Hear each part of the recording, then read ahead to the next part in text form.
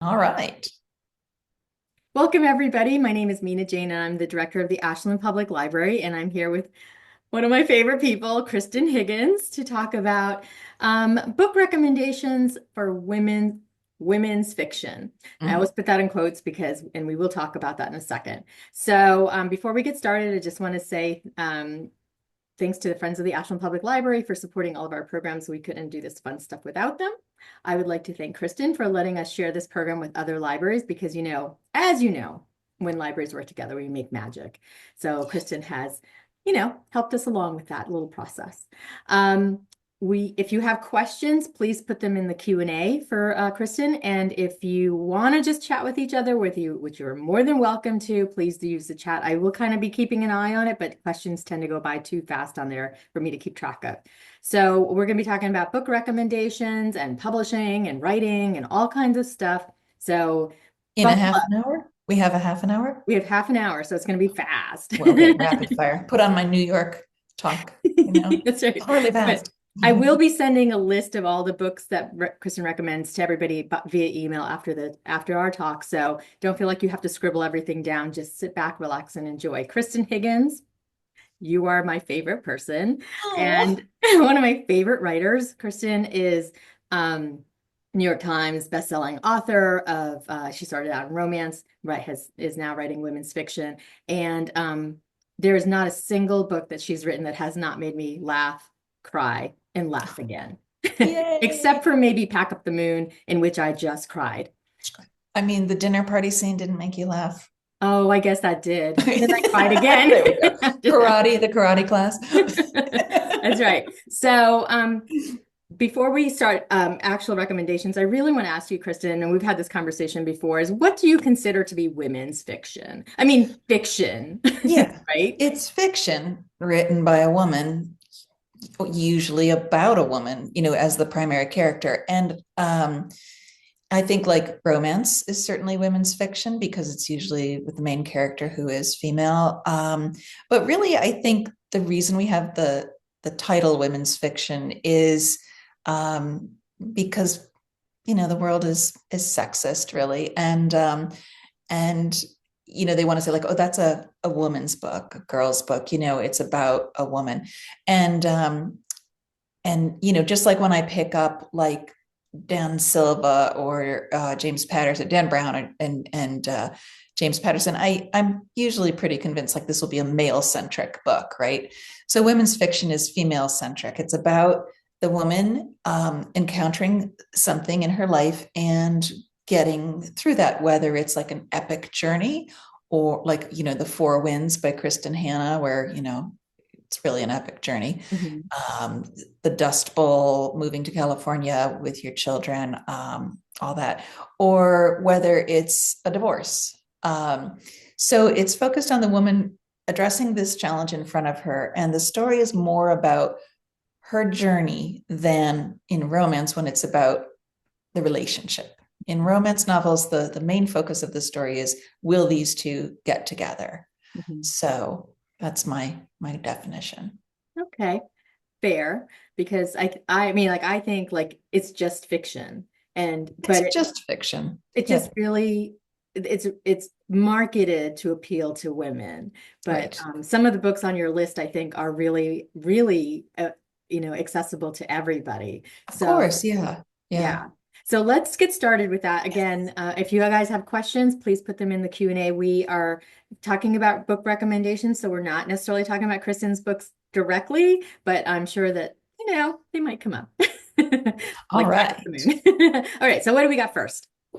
My first book is There's Something About Mira by Sonali Dave. And I am a big fan of Sonali's. I got to read an arc of her first book.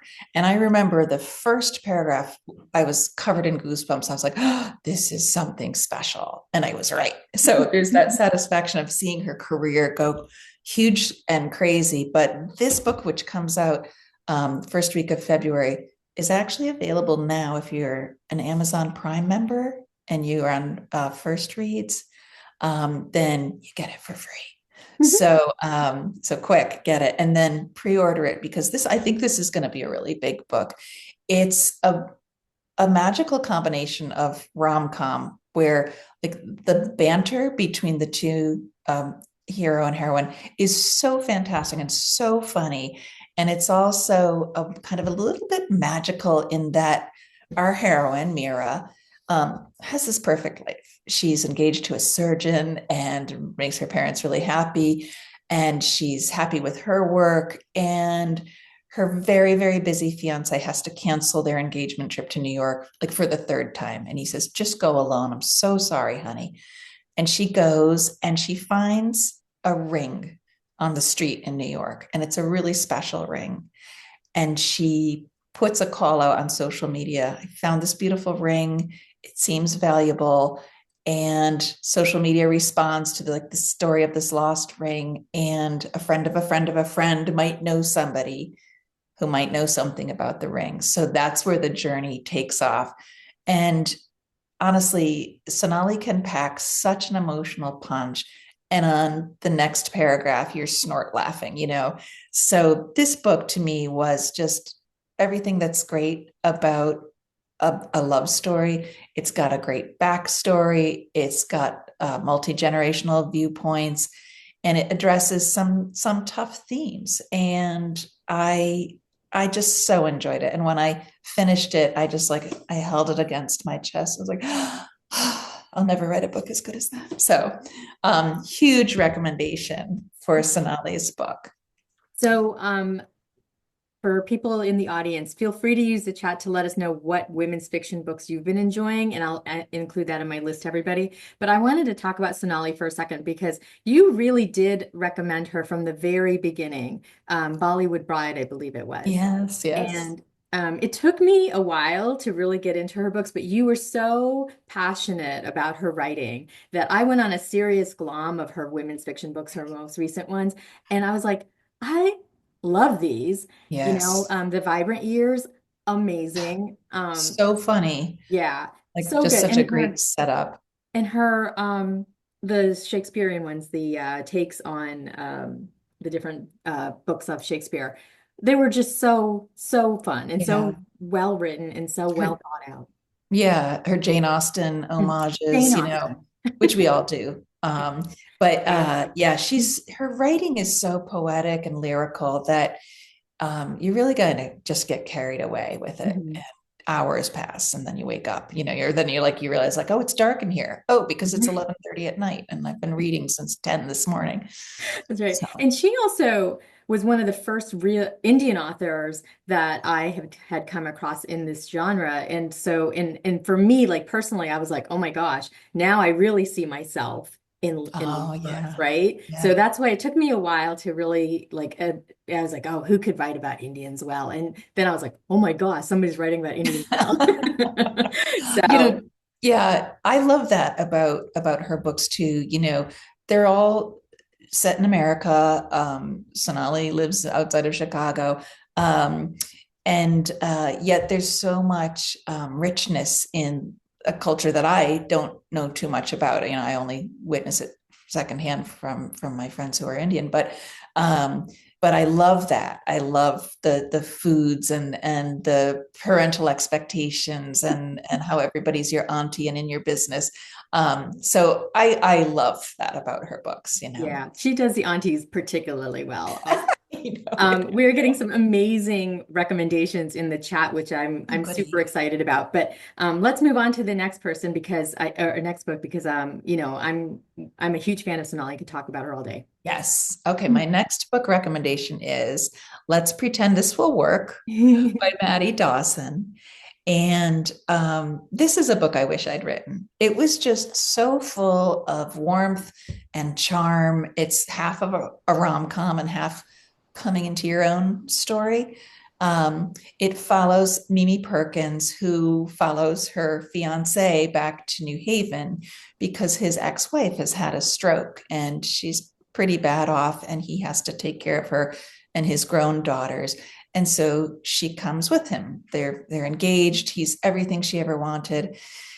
And so she finds a little cute apartment that's over a daycare. She's not a child-oriented person, but she kind of has nothing to do. She's waiting for Ren to find time for her and for them to like make the next step.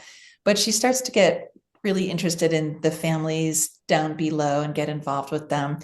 And I loved how flawed and wonderful the characters were. And, you know, at times, you know, you're like, oh, Mimi, come on, stop waiting for him. And then at other times you're like, I get why you're waiting for him. You know, they're just so relatable. And no one's a villain. Everybody has their wonderful qualities. Everybody trips up at one point. So I highly recommend this. And it's set in New Haven, where I lived for a while in the 80s, where I was, you know, in the 80s, 80s, 90s, I was living in New Haven, and after college, you know, and so that was a really lovely setting. New Haven is such a great little city, and she did such a great job of bringing it to life. Mhm. Loved Did you her. fi- did you find her challenges to be believable? Yeah, I really did, because Mimi's a little bit lost, and you understand why when you learn about her family and kind of how she got her job. She's a little bit of a dandelion fluff, sort of floating through life and landing here and there.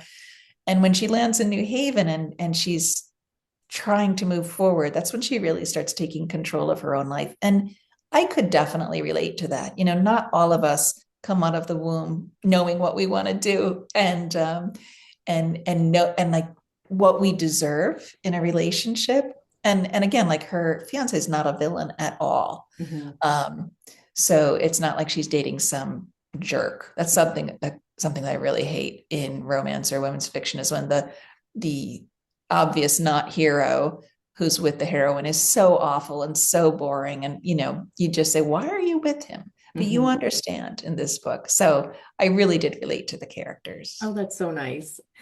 Wow. I will definitely pick that up. Maddie Dawson, you said. Yes. Mm-hmm. Great. And what's next? We wanted Okay. to try to get through about 7 or 8 books. All right. Okay. This book I went crazy over. It's called I remember you putting that on Facebook. Every one of my friends has had to listen to how much I love this book. Yellow Face by R.F. Kuang. Um, and oh, I just see KJ Michiki Okay. saying, oh my God, Yellow Face. She's a friend of mine. Hi, KJ. Thanks for tuning in.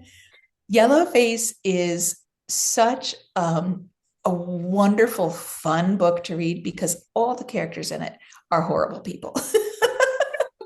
You know that from the first line. So it's, to me, it's really fun, because occasionally I like to read about people who are not people you'd want as best friends, who have a shallow moral pool. And so this is about June Hayward, a white struggling writer in her 20s, and she's cursed with that worst kind of friend, a wildly successful writer. Oh. And June just compares herself to Athena, whom she's known since Yale.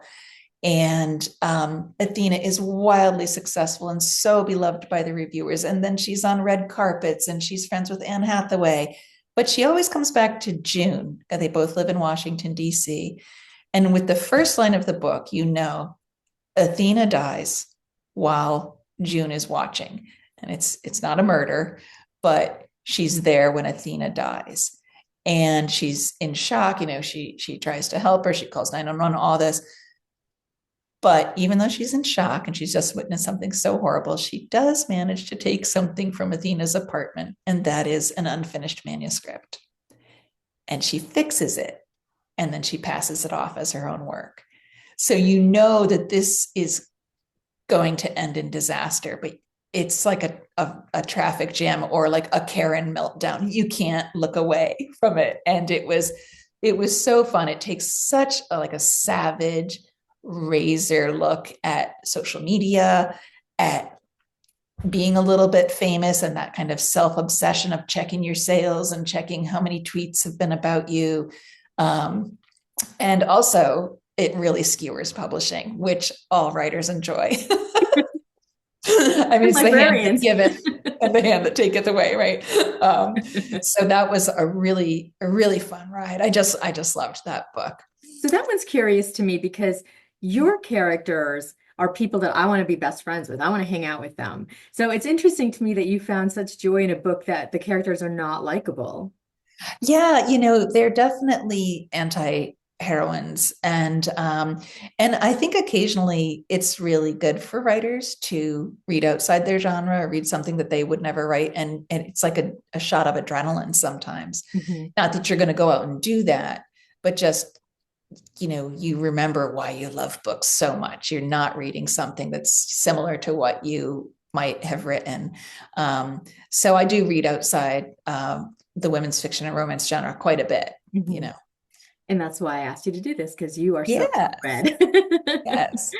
Um, I'm going to ask this question from Dana, not because of what you're going to answer, but she said, do you ever get some of your book ideas from books you've read? And I remember the first time I ever met you at the Bacon Free Library, and you said, people just tell me stuff and I get Yeah. my ideas. I do. I have, that's how I get my ideas, is snatches of conversation that I overhear or something that a friend went through. I'll say like, oh, I should write a book about that.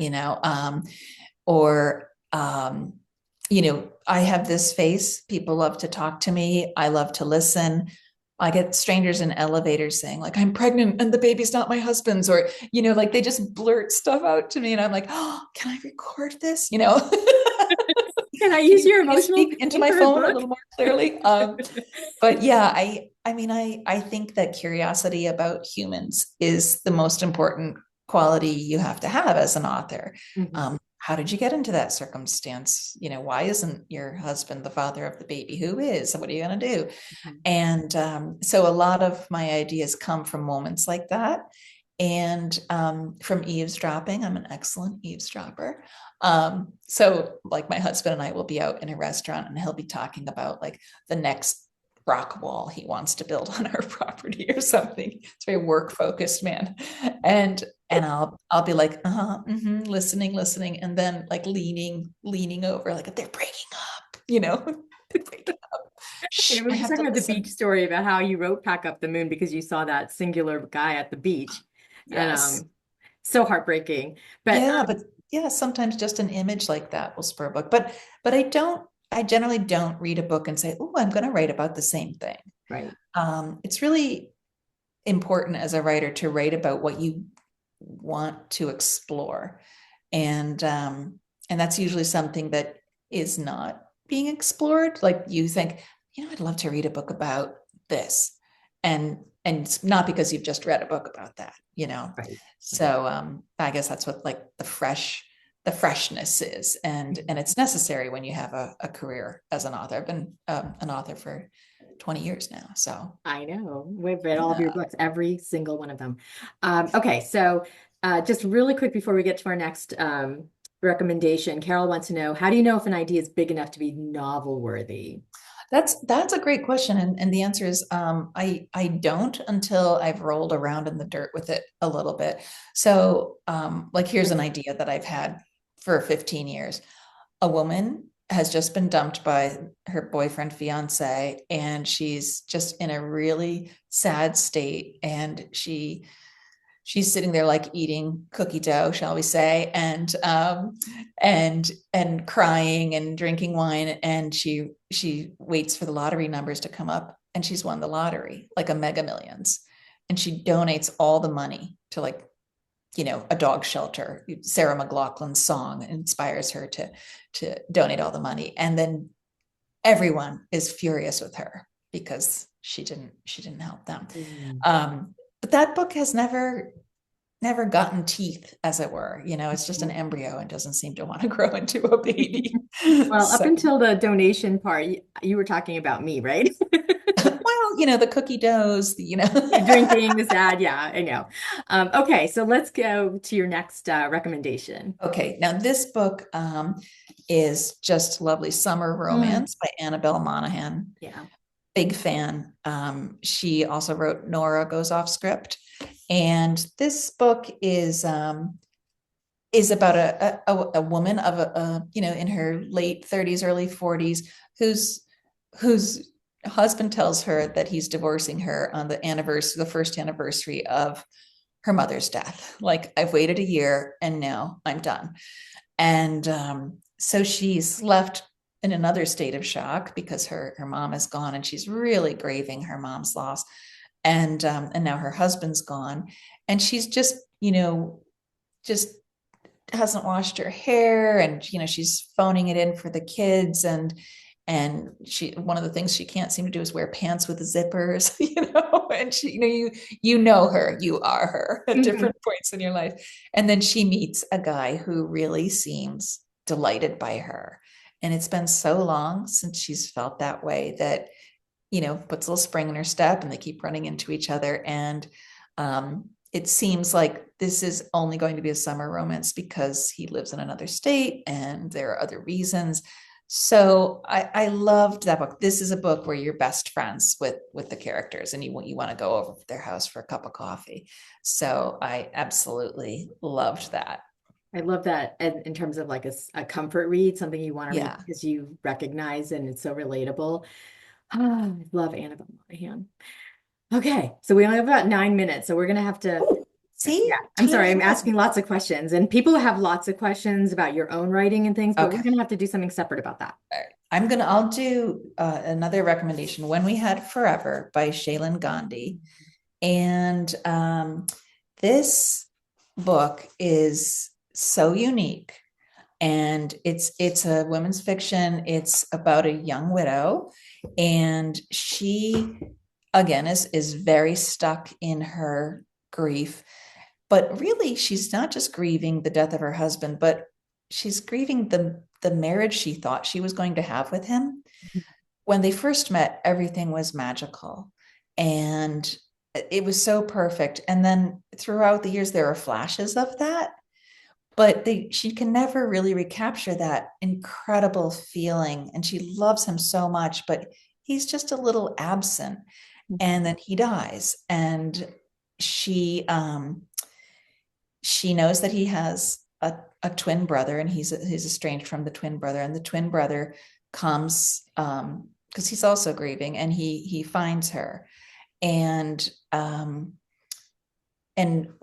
what you learn about the plot twist in here and the way it's done is so incredible. And I didn't see it coming, and I almost always see it coming, as a writer and a voracious reader. And so it really blew my socks off. I read this and then wrote her a fan letter, and, just like, oh my God, I loved it. And the writing is so beautiful, and the feelings are so beautifully wrought. Some authors say, like, I was so sad I cried all day. Shaylin manages to make you cry all day with the character, and really feel that ache in your chest. So I think this was her first book too. Oh, wow. So I, blown away by that. I find it fascinating that somebody who's like a famous author, you, still writes fan letters to other authors. Like, aren't you like Always. jaded yet? Oh, the name of the book is When We Had Forever. Someone just asked. I just happened to glimpse that down there. Yes. And again, Mina will put this in the notes and everything. Yep. Yeah, I'm always a reader first, I think. And I had a moment a couple weeks ago. I put up a little review I did of a Sally Hepworth novel, and she DM'd me on Instagram and said, "Oh, thanks so much, Kristan." I'm like, "Oh my God, my pleasure. I'm a huge fan." And she said, "Same here." And I almost wet my pants. I was so excited. Sally Hepworth has read me, So that was very exciting for me. Awesome. But yeah, I always try to let writers know that I love their work, because I know how hard it is to write a book, and you really pour your heart into it. And so when it hits the right notes, I think it's absolutely wonderful to let the author know. This is not a cry for your fan mail, but my email is on my website. And she's very responsive. I'll just say that. That's right. That's all I'm going to say. All myself. All right, let's go. Let's try to get a couple more in. And I do have one question that I want to ask you as well. Okay, another book? Yeah. Okay, I'm going to go with Small Things Like These. 141 pages that will change your life. And this is also a book that has this trick at the end where you read the last line and then you have to go and start it again. And I did. I read it twice in succession, and it's set in Ireland in the 1980s, and it's about a man named Bill Furlong who has everything in life. He's fairly successful, relatively speaking. He has a home, he has 5 healthy children, he loves his wife, but there's some ache in him, some emptiness, and he can't seem to shake that. And the way he finds to find meaning in his life is breathtaking and blows you out of the water. And it really makes you think about the kind of person you want to be and all the chances that you have to be that person. So highly recommend it. It's Oprah's book club. The New York Times has already called it one of the top 100 books of the 21st century. I'm like, well, we're only in 2025, so that made an impression, didn't it? So loved that. And it's not a fast read, even though it's not too many pages. It's very, very much obviously written by an Irish woman. And so like turns of phrase and sentence structure and stuff, I'm married to an Irishman, and yeah, I could hear my mother-in-law and, that kind of thing. So you want to savor it. You want to read it slowly. The name again is Small Things Like These. And I guess it's a film as well. Oh, yeah. And guess who's in it? Cillian Murphy. Ooh. Everybody's boyfriend. Caitlin's all over that. Okay. I don't think we'll have time for another recommendation, so I'm going to ask a couple questions. Wait. Go ahead. I did want to just mention Black Cake. Yes, let me pull that up. So this is a very different, it's kind of novel for me. This is, I don't have the graphic for it, but Mina's going to put it up there. This is a sweeping saga that spans 50 years, and it is about betrayal and murder and escape and resilience and reinvention. And so it's centered around the death of Eleanor Bennett, who's this very elegant, well-off woman, and she leaves her children sort of an unusual inheritance, an 8-hour tape of what her life was like before they were born, and they knew nothing. So it's, a bomb exploding in their life, and it was amazing. And it's, I believe, going to be coming to Netflix in a couple of weeks. Oh, I would not be so. Yeah, it was incredible. We go from the Caribbean to London to New York to LA, and all these points of view so perfectly woven together. Mm-hmm. It was really like, well done, just beautifully done. So, and just really quickly, like if for somebody who's lost a parent and they don't have those, like that would be like gold for somebody. Like when my mother died, I didn't know so much about her life before me. And I was asking like aunts and relatives, and they were just like, oh, she was so nice. And I was like, no, I want stories. So right. It seems like it would be what they learn tells them so much about the questions they had growing up, or it explains so much about things that they witnessed but didn't understand. And it was fantastic. Gosh, I'm going to totally tour de force. 2 questions then, just before we go. Which one of these books that you mentioned today do you think would be the best for a book club discussion? Oh gosh. I would have to say There's Something About Mira. Okay. I think that there's just so much here. It's so fun and yet so impactful, and it explores themes of family, of course. Sonali always does that. Acceptance, kind of seeing yourself in a different way than the way that you've been raised to see yourself, and kind of busting out from, your family and your cultural expectations, and sort of like being the person you have been trained to be versus being the person you want to be. Mm-hmm. And so I think there's a lot there. So highly recommend that for book clubs. Excellent. Because you want to have meat when you're like got a book club discussion. You have an hour to talk or 2 hours to talk about it. You want to have something to talk about. Yeah. And there's so much there. So I love that. And Yellowface is, to me, Yellowface is just so much fun. That'd be like, I loved it. I loved hating everyone. Didn't you? Yes. So I'm not sure there's as much there. You just start drinking. It's fine. I haven't met anyone who didn't feel the same way about it. Like, I loved hating these people. I couldn't put it down, Love that. Okay, and just we're out of just this one last question because I know you've done writing workshops. I know you've done them virtually as well as in person. So how does somebody who wants to become a writer go about finding a workshop that to learn how to write a novel? Oh, that's a great question. I mean, there are so many ways to write a book, and there's not the way. There's the way that works for you, you know. So the way that works for me might not work for you. Maybe you want to just start writing chapter one and just let it go and not know, or maybe you want to, you know, full outline, or maybe you want like a sticky note board or something like that. Um, to me, the best references have been Michael Haig, Hauge, who's a very well-known screenplay and novelist teacher. And everything he said, I realized like, oh, I do that. I just didn't know that I did that. And now I have like a path to follow. So that works well for me. Mhm. I think looking at different writers groups at your library, kind of getting feedback, joining writers groups like Mystery Writers of America, Romance Writers of America. But really, if you want to be a writer, the most important thing for you to do is start. And that's often the hardest thing to do because you think, who am I to think I could write a novel? Mhm. And the answer is, well, let's find out.